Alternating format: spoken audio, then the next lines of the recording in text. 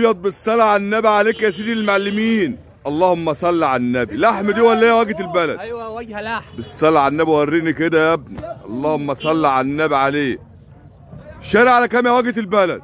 75,000. 75,000. هناكل لحمه يا وجهه؟ على كام اللحمه يا وجهه البلد؟ كيلو اللحمه ب 280 بس. وبعدين؟ والكبده ب 300.